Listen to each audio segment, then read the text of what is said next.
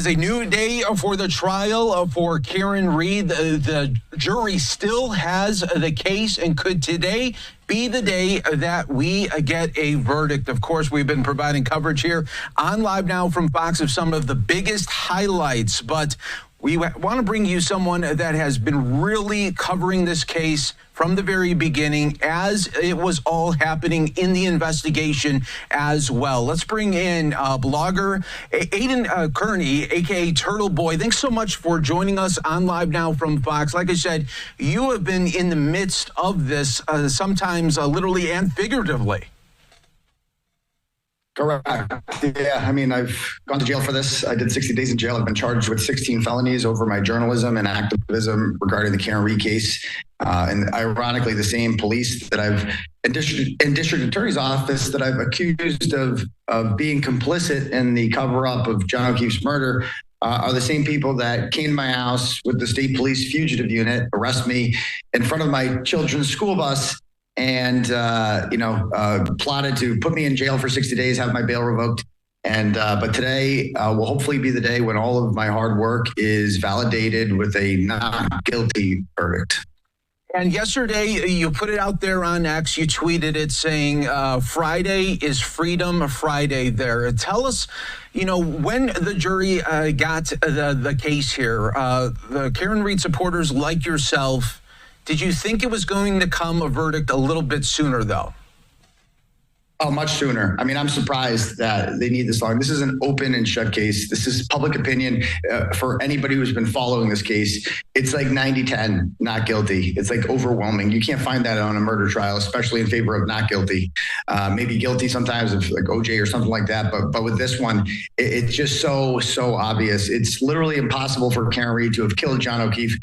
Two crash reconstruction experts with PhDs who were hired by the FBI, they both testified that John O'Keefe could not possibly have sustained his injuries from a vehicle collision. And there's just mountains and mountains of evidence that not only did John O'Keefe not get killed by Karen Read, but that John O'Keefe was inside Brian Albert's house on 34 Fairview Road, and that he was beaten inside there and dragged out and left to die in the cold.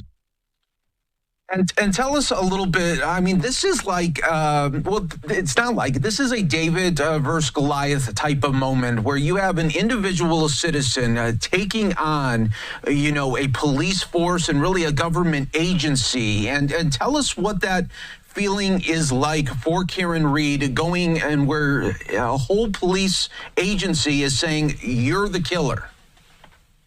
Yeah, and David, it is like David and Goliath, and David wins that battle. And because David was fearless, and Karen Read is fearless, and I'm fearless, and we're not going to back down to tyranny. We're not going to give in to some, hack district attorney who's been in office since the beginning of time and is accountable to ultimately no one and thinks that they can get away with something like this. And it has been challenging. It is scary because they have all the guns. They have the guns and the gavels, as we say, and they have the ability to arrest anyone they want, clearly on whatever flimsy evidence they want. Whether they arrested me in an attempt to scare me and stop me from reporting on this case, it's failed. The first journalist who's ever been charged with witness intimidation for going up to people and asking them, Jennifer McCabe, why didn't you Google how long to die in cold at 2:27 a.m.? Brian Albert, why didn't you come out of your house when there was a dead cop on your front lawn and first responders everywhere? Why did you delete all of your phone calls between each other? Why are you calling phone calls in the middle of the night butt dials? And people want to know the answer to these questions. And when I go up to them and ask them these questions, I'm charged with witness intimidation. So what is happening in Norfolk should scare the entire media, because the First Amendment is literally ablaze here in Massachusetts. There's a 200-foot buffer zone outside of the court that the judge instituted there, in which the thousands of protesters who come here every day must remain outside. It's a blatant First Amendment violation. But ultimately, like I said, it's all going to be validated today with a not guilty verdict, hopefully. And Aidan, I want to get your thoughts here on really your platform and how you're able to put it out there to the people in free form, raw, and just putting out the facts of the case that you see it. And just tell us just how important a phone like this is to get your message out there and to also keep these live feeds for the supporters going. Yeah, I mean, ultimately, like you said, this is my weapon of choice, is my phone, because it can film anything. It protects me. It keeps people from. There was an incident the other day. I went to Canton to do a story on what I believed was a lie by the state police, that they testified that John's Apple Health data showed him ascending and descending 3 flights of stairs at 12:22 a.m. because he was driving, they said, and it was a hilly road. So being the journalist that I am, I went out there and I drove that road and I filmed myself. It is as flat as Indiana.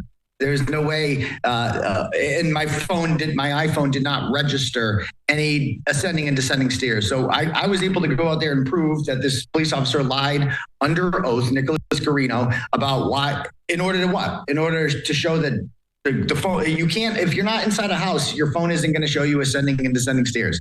That proves John was inside the house. That proves now I have proven that the state police lied about this. So I do stuff like that. And I went out to eat in Canton the other night, and I came out and word was around that I was in town, and the McAlberts were waiting outside, and 2 of them assaulted me and were arrested for assault and battery.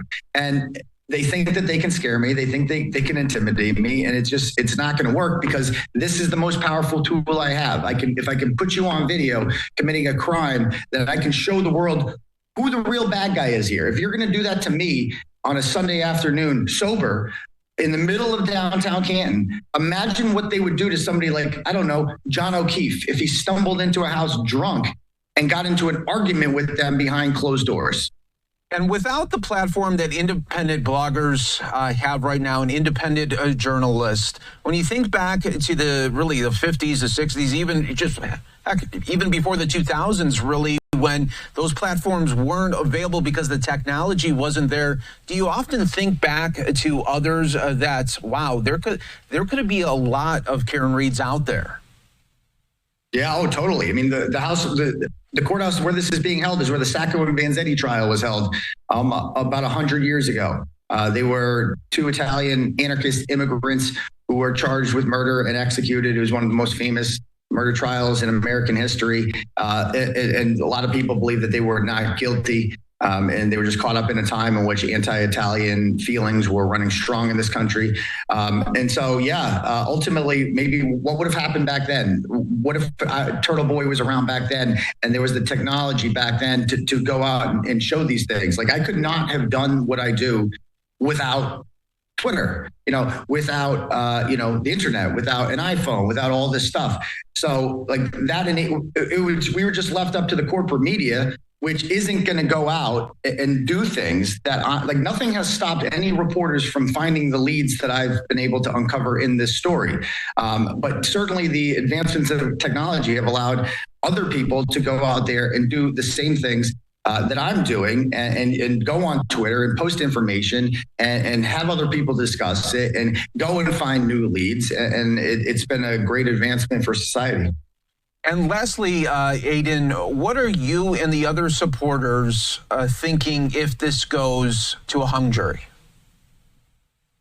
Thinking that's a big disappointment, and that would be an injustice if that happens, if it goes to a hung jury. And I'm not sure what would happen after that. If the Commonwealth has the energy to do this all over again, it would cost the taxpayers a lot of money. And Michael Proctor, the lead detective in this, who was close friends with the Alberts and texted horrific things about Karen Reed that were uncovered in the FBI investigation into him.